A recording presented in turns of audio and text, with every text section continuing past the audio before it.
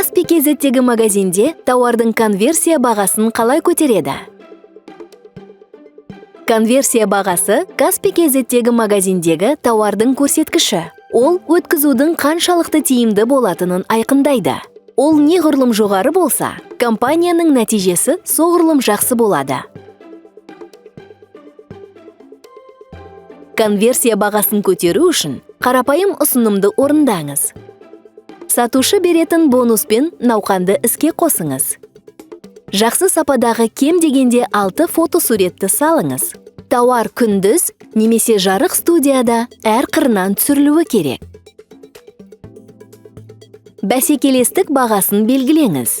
Егер ұсынысыңыздың құны басқа сатушыларға қарағанда жоғары болса, оны сирек сатып алатын болады.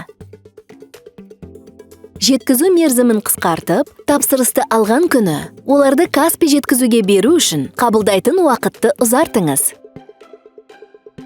Тауардың толық сипаты мен сипаттамасын қосыңыз. Пайдалы ақпарат көп болса, сатып алу ықтималдығы соғұрлым жоғары болады. Тауарыңызға берілген пікірді оқыңыз. Кері байланыс жасау, сервистің сапасын жақсартуға және сатып алушылардың сенімін арттыруға көмектеседі.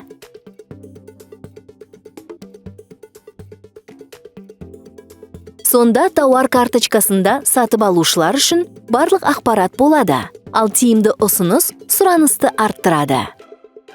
Назар аударыңыз, конверсия бағасы бірден өзгермейді. Тауардың карточкасын басқаннан кейін, тауарды сатып алған пайдаланушылардың үлесі артуы үшін уақыт керек. Егер көрсеткіш төмен болса, санаттағы басқа сатушылардың ұсыныстарын талдаңыз. Тауарыңыз маусымға немесе трендтерге сәйкес келмеуі, сапасы мен сипаттамалары төмен болуы мүмкін. Табысты сауда тілейміз.